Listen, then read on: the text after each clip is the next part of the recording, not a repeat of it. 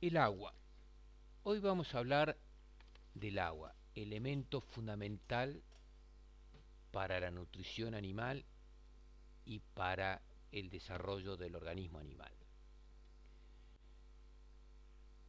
Como vemos, la composición o el porcentaje de agua en el animal varía a lo largo del tiempo, disminuyendo a medida que crece el animal, teniendo 95% en el embrión, un 80-90% al nacimiento, decayendo a los 5 meses a los 65-75% y en la madurez un 50-70%. Los rangos son muy amplios por las diferencias en el porcentaje de grasa. La proporción de agua en los distintos tejidos también varía. En la sangre tenemos un 90-92%, en el músculo un 70-78%, en el hueso un 42-48%, en el tejido adiposo un 20-30% y en los dientes un 5%. El cuerpo libre de grasa tiene un 70-75% de agua. Las funciones del agua, vamos a mencionarlas rápidamente. Tiene un sinnúmero de funciones. Es solvente. El protoplasma celular es una mezcla íntima de cristaloides y coloides, geles. El agua constituye el solvente de los cristaloides y el medio para la suspensión de los coloides. Son solubles en ella la mayor parte de las sustancias biológicas, excepto las grasas y algunas vitaminas. Medio. Constituye un medio esencial para la digestión, absorción, metabolismo, secreción y excreción y procesos químicos y físicos que solo pueden realizarse en un medio acuoso. Transporte. Representa el elemento vehiculizador de los nutrientes, residuos, hormonas, gases y otros materiales. Hidrólisis. Interviene en la ruptura hidrolítica que se produce durante la digestión. Regulación de la temperatura. Mantiene un valor constante de la temperatura en todo el organismo. El agua por sí sola dispone de ciertas cualidades que son esenciales para la regulación de la temperatura corporal. El calor específico del agua, una caloría por gramo, es considerablemente superior al de cualquier otro líquido o sólido.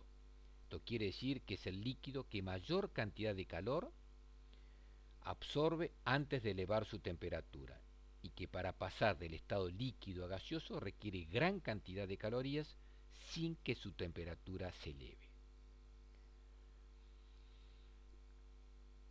La conductividad térmica del agua es superior a la de cualquier otro líquido ordinario. Esto es importante para conseguir la disipación del calor desde regiones orgánicas profundas. El agua fresca de bebida es sumamente útil para mantener o reducir la temperatura del rumen, alrededor de 39 grados, y mejorar, por ende, la fermentación y la digestibilidad.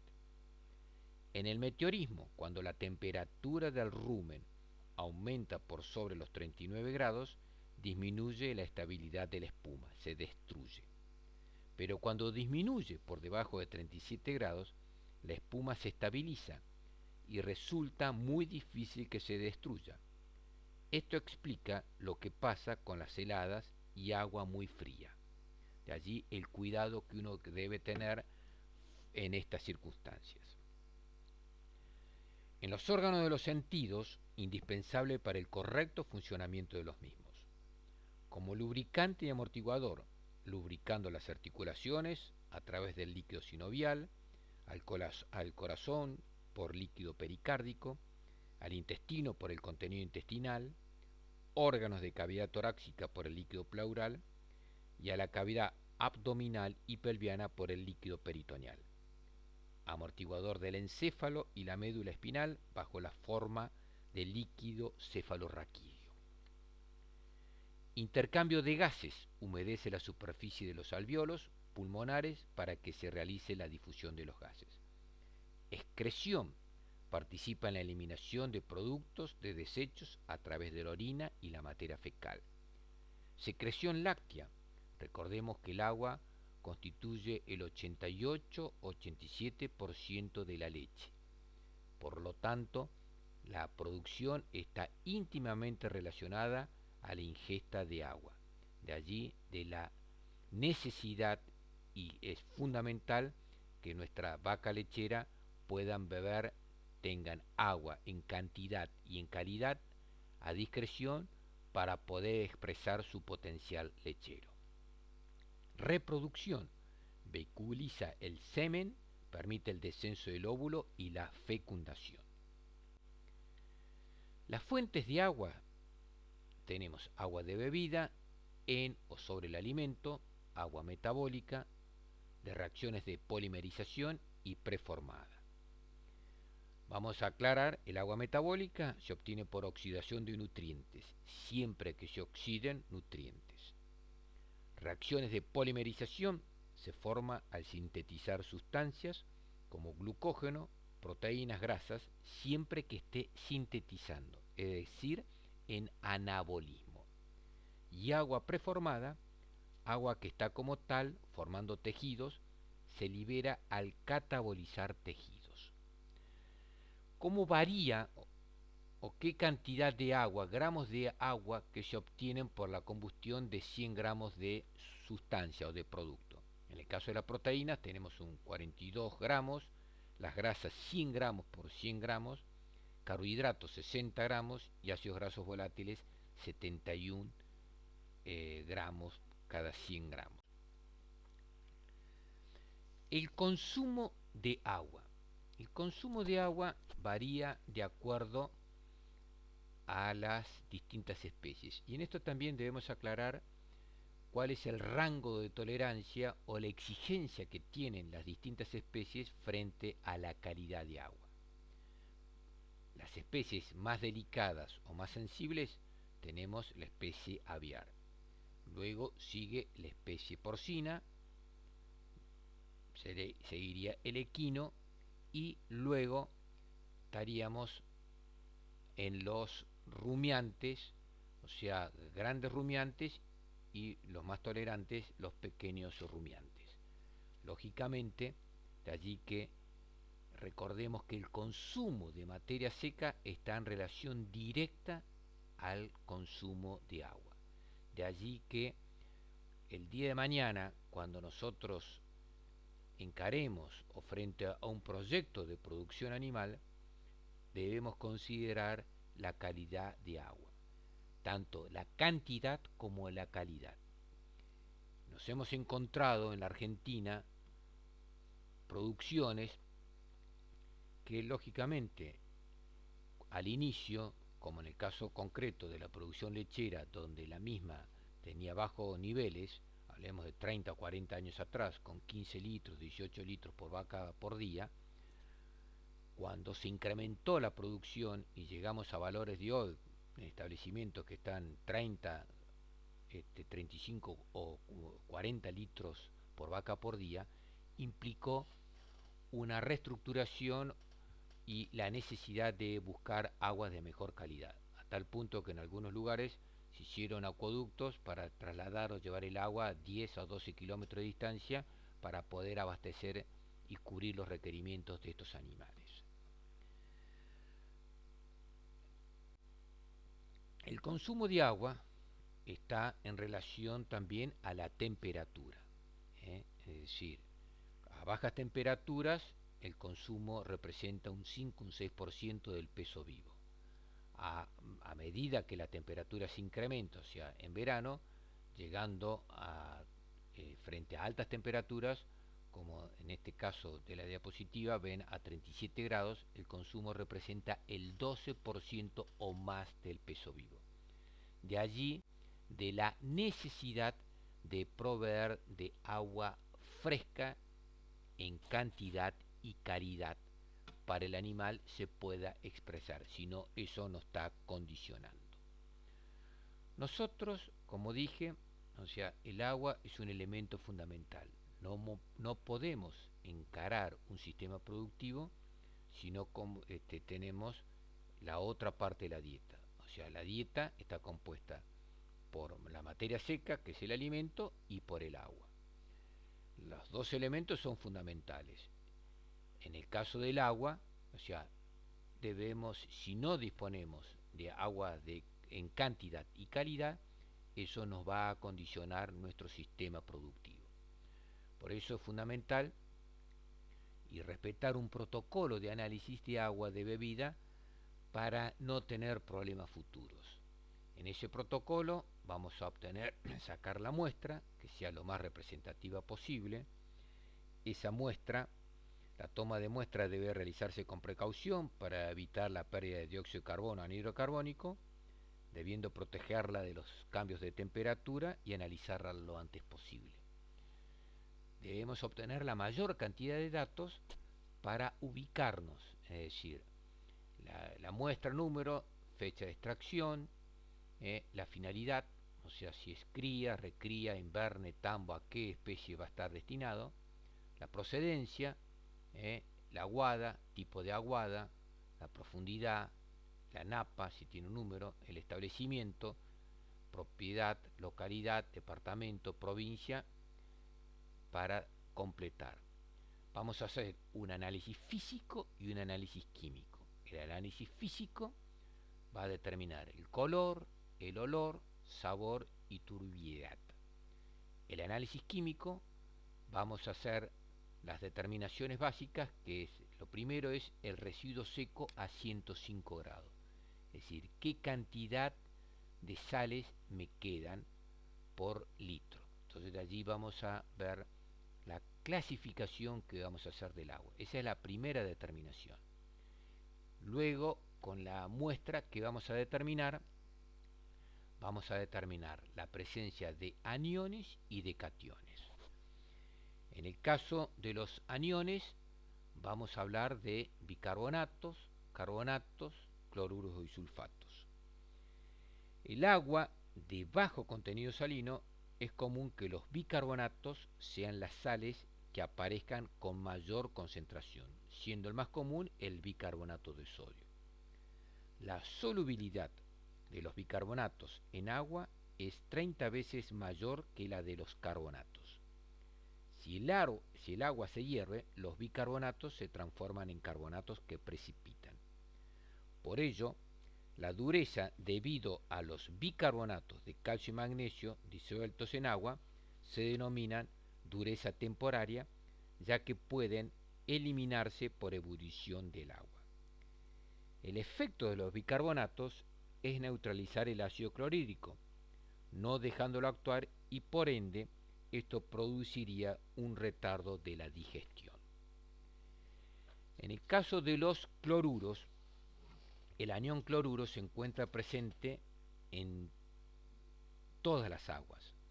La sal es muy solubles, es muy estable en disolución, muy difícilmente precipitable y no se oxida ni reduce en aguas naturales. Su presencia de los cloruros se debe a disolución de cloruros solubles, cloruro de sodio, calcio, magnesio y potasio, siendo el más frecuente el cloruro de sodio, que le da al agua el gusto salado. Cloruro de magnesio es de gusto muy amargo y de acción purgante suave, y el cloruro de calcio aparece muy frecuentemente y su acción es purgante suave. En resumen, se podría dar como cifra tentativa, teniendo en cuenta nivel límite de concentración de cloruro de sodio como sal única del agua, para rodeo de cría estaría entre los 10 y 11 gramos por litro, y para los rodeos de invernada 7 gramos por litro. Hablemos de los sulfatos. Los más frecuentes son sulfato de magnesio y sulfato de sodio. Estos otorgan sabor amargo y repugnante. El sulfato de sodio es menos amargo y menos irritante que el de magnesio, siendo más tolerable. El sulfato de calcio es menos perjudicial de todos y su concentración en agua no puede superar los 2 gramos por litro. O sea, a esa concentración se satura y precipita el excedente. Concentraciones mayores de 800 miligramos por litro pueden afectar el metabolismo mineral y causar deficiencias de cobre, zinc, hierro y manganeso. La población microbiana ruminal puede convertir el azufre inorgánico, tanto el azufre elemental como el proveniente de los sulfatos, en compuestos de azufre orgánicos para ser utilizados por el animal. Las bacterias reducen los sulfatos y sulfitos a sulfuros, que pueden ser absorbidos tanto por las bacterias como por la pared ruminal. Los sulfatos actúan sobre el equilibrio ácido-básico por alterar el tenor de calcio y fósforo normales en suero. La absorción de cobre se ve afectada y las reservas disminuyen. Como el cobre está ligado al metabolismo del hierro, su bajo tenor o carencia provoca inconvenientes en la formación de hemoglobina con la consiguiente anemia. Coadyuva en este fenómeno de falta de cobre la presencia de molibdeno en las pasturas. La ingestión de altos niveles de sulfatos del agua, 0,7% de la materia seca, puede producir casos esporádicos de PEM, poliencefalomalacia. Dosis mayores a 4 gramos por litro de sulfatos se consideran peligrosas para el ganado vacuno.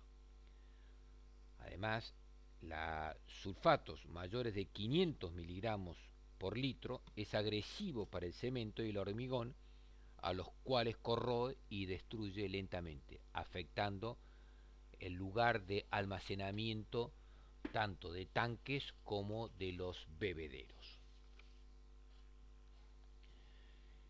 Cuando hablamos de los distintos elementos, hablamos de la dureza, y la dureza dijimos que se mide por la cantidad de bicarbonatos y carbonatos.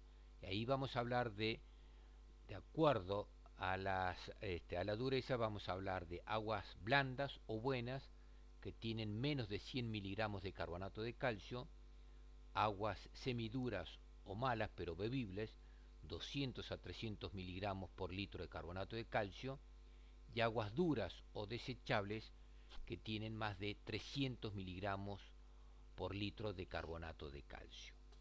Lógicamente, las aguas duras van a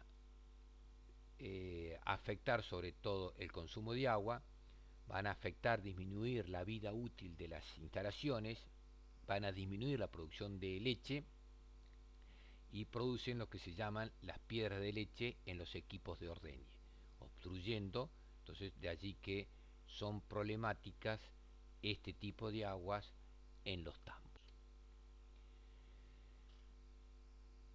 Nosotros vamos a clasificar a las aguas de acuerdo a su salinidad y vamos a hablar dependiendo del destino o a quién esté destinada. Es decir, vamos a hablar para cría, para invernada y para tambo o engorda corral. En el caso de cría, o sea, vamos a hablar deficiente cuando tienen menos de 1 gramo por litro, es decir, aguas destiladas. Es decir, son tantos las aguas deficitarias como las aguas de deshielo, aguas en nuestras sierras son aguas destiladas con muy bajo nivel de sales totales, son deficientes. Vamos a hablar de aguas muy buenas cuando tienen más de 1 gramo de sales totales, 0,6 de cloruro de sodio, 0,5 de sulfato y 0,2 de magnesio. De allí que esas aguas van a ser, de acuerdo también, hasta 2 gramos, pueden ser aguas muy buenas en cría, muy buenas en invernada, pero ya se empieza a condicionar para la producción lechera. Y en el caso, a medida que aumentan la cantidad de sales totales, va condicionando, lógicamente, los sistemas productivos. Como dije, el tambo, por la cantidad de agua que necesita mi vaca lechera, es dentro de estas 3 categorías la más exigente por el hecho de que la leche tiene en su composición un 88% de agua. Cuando hablamos de los elementos, analizamos la distinta composición de agua y dijimos la presencia de aniones y cationes. eh, También hablamos de que la sumatoria de los aniones debe ser similar a la sumatoria de los cationes, de allí que nosotros, laboratorio que procese el agua, debe ser un laboratorio con experiencia para porque ese dato es fundamental. Dentro del agua vamos a tener elementos que son condicionantes o elementos que son tóxicos. En el caso del arsénico, es el mineral más conocido como tóxico, siendo su forma inorgánica la más tóxica. Los compuestos solubles de arsénico están presentes en gran parte de las aguas a concentraciones variables. Es un contaminante natural, componente común en los minerales depositados por las emanaciones volcánicas. Su existencia en el agua como arseniato se debe al aporte que realiza el suelo en forma de óxido arsenioso. En general, es un problema que se presenta solo en aguas subterráneas. Una excepción a esto son las aguas de algunos riachos en cercanía de San Antonio de los Cobres en Salta o el río Hachal en San Juan. La presencia de arsénico en agua subterránea está asociada a la del flúor, ya que ambos provienen de la meteorización de minerales de origen volcánico. La principal zona con mayor concentración de arsénico en la Argentina tendría una forma de C invertida, abarcando del norte hacia el sur, o sea, el este de Salta, Jujuy, Chaco, Santiago del Estero, Santa Fe, norte de Buenos Aires, este y sur de Córdoba y norte de La Pampa. En concentraciones menores, también en zonas de Formosa, Tucumán, La Rioja, San Luis, San Juan y Mendoza. Actualmente no hay antecedentes en la Argentina de intoxicación crónica por arsénico en bovinos. Los casos descriptos son agudos. Para consumo humano, el Código Alimentario Argentino redujo a 0,01 miligramos por litro el máximo permitido en aguas de red. En el caso de bovinos hablamos de 0,15 a 0,30 miligramos por litro. El problema del hidroarsenicismo crónico en el ser humano es más grave que en animales. De allí la importancia de detectar, porque en casi todos los campos, por lo menos una de las aguadas es compartido por el hombre y los animales.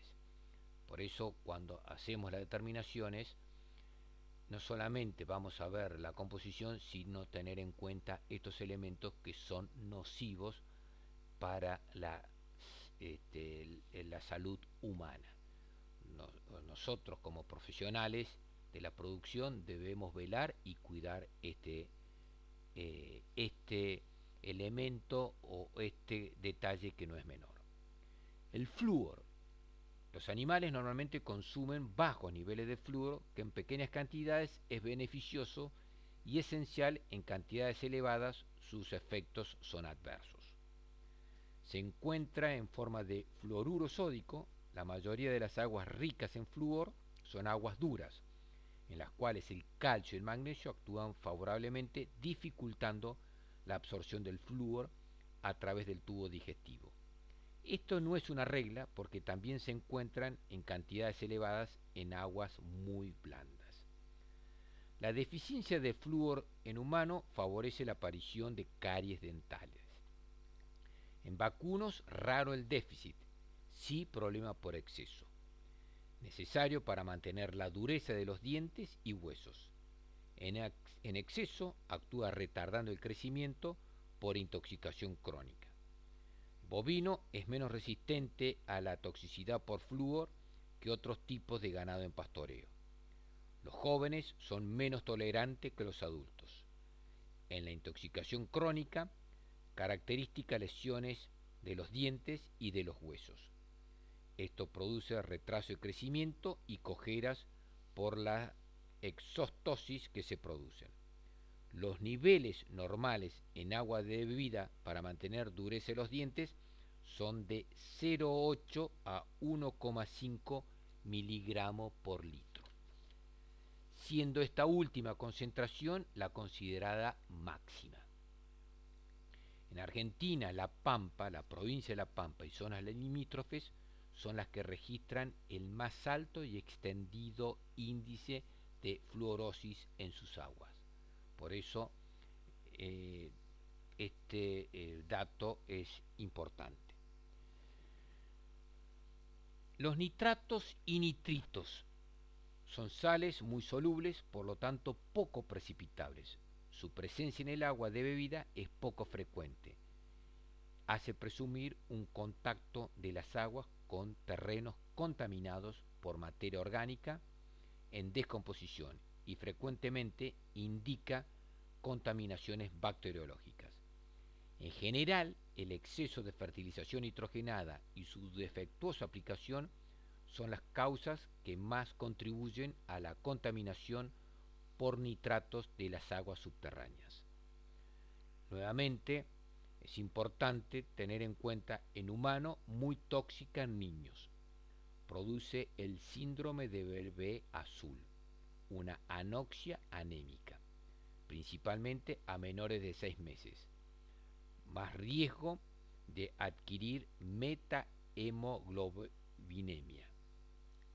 Metahemoglobinemia, porque tiene una acidez estomacal más baja, lo que permite el crecimiento de ciertos tipos de bacterias en el estómago y los intestinos.